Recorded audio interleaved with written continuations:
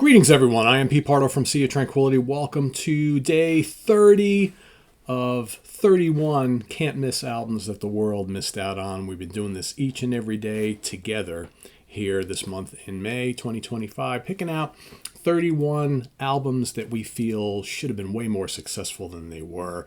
Those can't miss albums that, for whatever reason, record labels dropped the ball, radio missed out, the general public missed out. These could be obscure bands, more well-known bands, but for whatever reason, these albums just didn't resonate. But we look back on them now, we're like, wow, that was a great album. What happened? Why wasn't that like selling millions of copies and all over the radio? That sort of thing, right? Or even if radio's not a part of it, they're just the music that was created on those albums, just so good and so much like a lot of the other popular stuff that was happening around it. Whatever the genre might be, pop, metal, hard rock, prog, doesn't really matter. We're going genre, no genre specific here this month, just albums that should have been massive, and they weren't. Underrated gems. And for today, my pick for day 30, we only got one more to go. This is the fourth studio album by this American band. It was released December 27th, 1979. Recorded at Utopia Sound Studios for Bearsville Records, produced by Todd Rundgren and the rest of the band. I'm talking about Adventures in Utopia by Utopia. That's right. This is Todd Rundgren's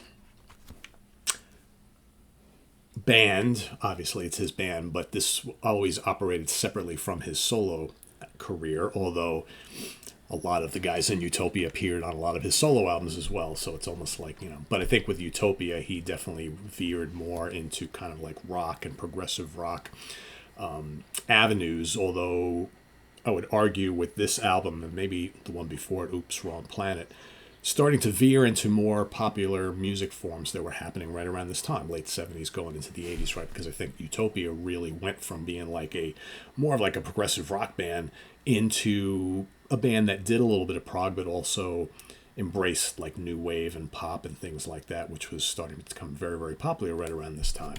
So the band, Todd Rundgren on all guitars, lead and backing vocals, Roger Powell, keyboards, lead and backing vocals, Kazim Sultan, bass, lead and backing vocals, a little bit of keyboards as well, and Willie Wilcox, drums, lead and backing vocals. That's the cool thing about this band, is that everyone took part in the singing and the writing. This was very much a democracy in this band, which I think was very cool. Todd could have certainly started up another band and just him running the ship on everything, but that was never the case with Utopia. It was always pretty much everybody chips in, everybody helps out, everybody contributes type of thing.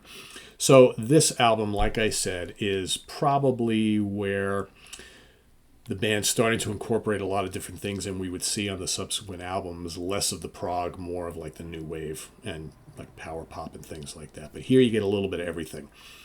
You get The Road to Utopia opens up. And, the funny thing is, this was the most successful album for this band, even though, as I'll talk about later in the episode, it really wasn't all that much of a success, on the grand scheme of things. But I remember at the time when this came out, this was the album that really turned me on to this band, because they played quite a few of these songs on the local FM rock radio station, 101.5 WPDH. I used to hear songs from this all the time, and I always thought this was like a really big album because of how often I heard these songs on the radio, but that was never the case. Because like in the rest of the country and the rest of the world, I guess because Todd is from New York, yeah, and they always thought of Rundgren and Utopia as kind of like a New York band, so to speak, so the New York radio stations always took care of him here. But that was not the case in most other places. Starts off with The Road to Utopia. Starts off kind of proggy, and then it turns into this kind of very kind of upbeat, kind of quirky, pop, new wave-ish type song. I love Road to Utopia, great. You Make Me Crazy. Again, it's got that kind of like late 70s new wave, pop, rock type of thing going on. Think The Cars, Blondie, The Knack, that sort of thing. There's a lot of those elements on this album. Second Nature, great track, great vocal from Rundgren. Again, Rundgren, Wilcox, Sultan, Powell, they're all singing on here. Set Me Free was the one single that actually did do fairly well. Again, didn't light up the charts, but Set Me Free is just so catchy. Kazim Sultan sings that one. Just such a great pop song. Really good. And then another song which was played on the radio here, Caravan. Right? Caravan is the big, lengthy prog rock monster on this album. It's kind of like mid-paced and mysterious, and there's scorching lead guitar on here, scorching synth solos, great vocals from Roger Powell on it, and again, the band taking part in the backing vocals. They always had these great vocal harmonies and stuff. I absolutely love Caravan. So good. Over on side 2, and I bought this on cassette back in the day, so I remember the cassette very, very well. It kicks off with The Last of the New Wave Riders, which is the big heavy metal song on the album. Big riffs and just doomy and just such a great song. I always love Last of the New Wave Riders. Great chorus. Sung by Chasm and Todd. Just such a great, great song. Then Shot in the Dark, another kind of bouncy, kind of power pop, new wave type of track. Also should have been a single. The Very Last Time, great kind of ballady song. That's typical kind of Rundgren ballad. Again, so much melody on the hook, on the chorus. so good. Should have been a single. Love Alone, probably my least favorite track on here. That's kind of mellow, kind of drippy, but it's okay. And then Rock Love, another terrific kind of pop, new wavy, power pop type of track. Great vocal from Todd. Very, very catchy chorus. Could have been another single, right? So let's take a look at certifications and things like that. None. Charts, though. In Australia, this made it to number 96. And here in the States, it made it to number 32. And that was kind of the extent of it worldwide. As far as singles released, like I mentioned, Set Me Free was released in February of 1980, so they actually waited like 2 months to release that as a single. That should have been released immediately. The Very Last Time, 1980, and Second Nature came out in 1980 as well. So they released the singles within a couple of months after the album's release. But like I said, they were playing the deep cuts on this on the local rock radio station, back when rock radio would take a chance on an album and not necessarily just play the singles that the record label told them to play. They would actually play deep cuts on the album to get people into this brand new release. That doesn't happen anymore, unfortunately, but yeah. So that's my pick for today. Day number 30. Todd Rundgren's Utopia, Adventures in Utopia, one of my favorite albums by them. I absolutely love it. There they are, looking kind of dapper and somewhat silly, I guess, right? So let us know what you think of Adventures in Utopia down in the comments below, as well as your pick for today, day number 30. We only got one more left tomorrow. I still haven't decided what that's going to be. I have one all ready to go, but I have to make sure that that's exactly what I want to do.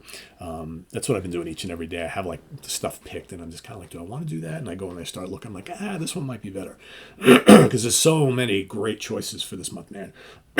Sorry, the voice is a little froggy this morning. So I do want to know, and you can start talking down in the comments and things like that.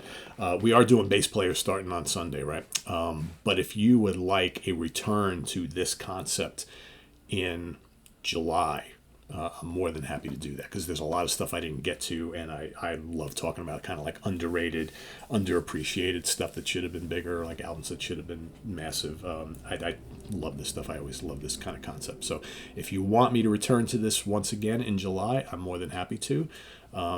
Or if you've had enough of it for a while, I'll do the keyboard player thing, because I got bass players coming up next month, and I'm planning on doing my favorite keyboard players too over the next couple of months. So we could do bass players, go back to this concept, and then go back to keyboard, whatever.